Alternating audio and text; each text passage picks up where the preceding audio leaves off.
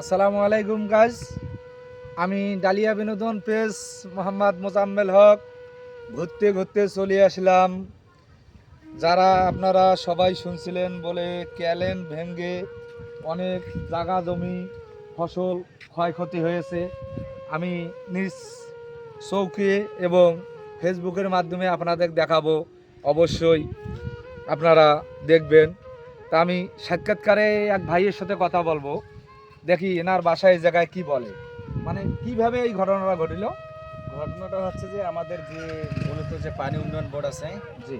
Main সমস্যা হচ্ছে যে ওনাদের কিন্তু গাফিলতি আছে এই জায়গায়।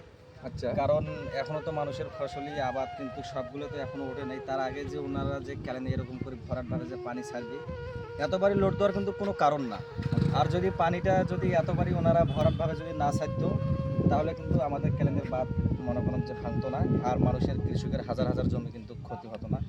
মানুষের অনেকগুলো মনে করেন যে তামাক, আলু, ভুট্টা বা বিভিন্ন রকম অনেক ফসলের জমি কিন্তু আবাদ ধ্বংস হয়ে গেছে।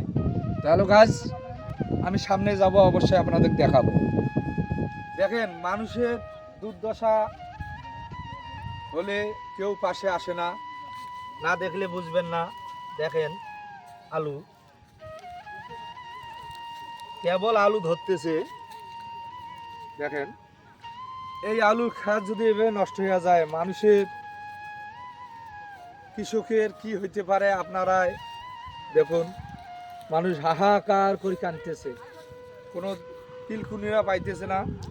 আলু এই দেখেন স্রোতে, এমন স্রোতের মাধ্যমে আলু পড়ে আছে।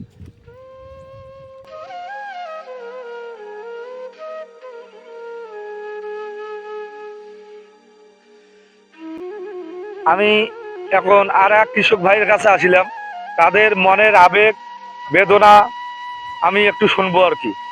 আসসালামু আলাইকুম। ওয়ালাইকুম আসসালাম। আলু কি আপনার? আলু তো আমারই।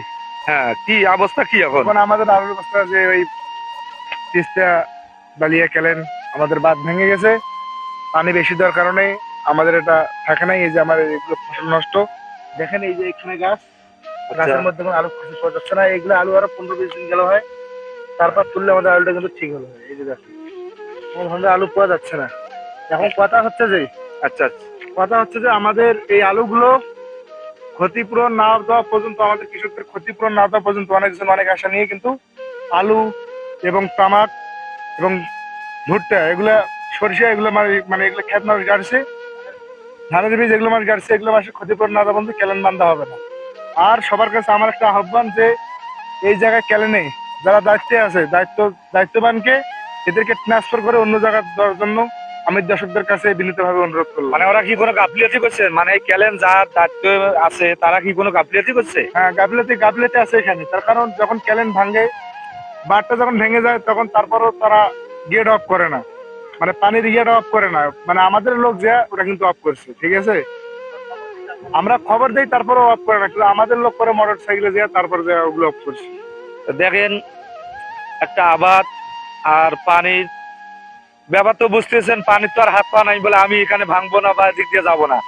যারা এই ক্যালেনের মানে দায়িত্বে আছেন, অবশ্যই সচেতন থাকতে হবে, সবসময়ের জন্য সতর্ক থাকতে হবে।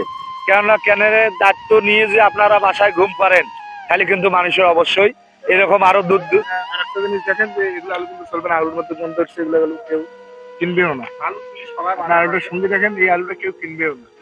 কিনবে না তো, মানে আলু পচে গেছে, আলু তো না কিনে আর কথা।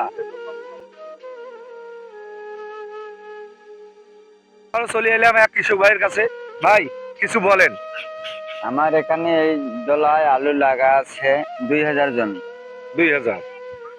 অন্তপক্ষ তামাক 800 জমি হবে, 800 বিঘা। আপনার কতটুক? আমার জমি আছে 5 বিঘা। 5 বিঘা? আচ্ছা। জি। এখানে লোন করছি, ধান করছি, ধান বেচছি, জমি বন্ধক রাখছি, ওগুলোতে আলু লাগাচ্ছি। মানে আলু শেষ হয়ে গেল, করার তো কিছু নাই। যদি কিছু অনুদান পানি উন্নয়ন বোর্ড দেয় তাহলে পাবো, আর যদি না দেয় তো একবারে মারা। অনেকে আমার মতো মানুষ গাচ্ছে, ওরাও শেষ হয়ে গেছে, ধ্যান দেখা মানে বহুত কিছু করে গেছে। তো এগুলা এখন মানে যেভাবে বলতেছে, গরু বাছুর থেকে শুরু করে ধান খাওয়ার ধান থেকে শুরু করিয়া মানে অনেক কিছু ক্ষতি করি। ভাই আপনার নাম? আমার নাম মোশাররফ। মোশাররফ ভাই 5 বিঘা মাটি আবাদ করেছে। মানে মোশাররফ ভাই যে অবস্থা, কঠিন অবস্থা, বলতেছে আমি কি করি ঋণ পরিশোধ করব। এগুলো জমিও কন্ট্রাক্ট। জমি কন্ট্রাক্ট জমি। জমি আমার নিজের না, কন্ট্রাক্ট জমি।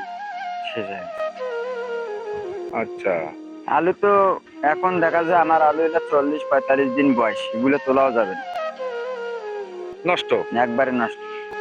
মোশাররফ ভাইয়ের কথা, 5 বিঘা জমি আমি কষ্ট করে লাগাচ্ছি, আমার গরু বিক্রি করি, ধান বিক্রি করি, হয়তো লোন কিছু লোন করছে তার মাধ্যমে।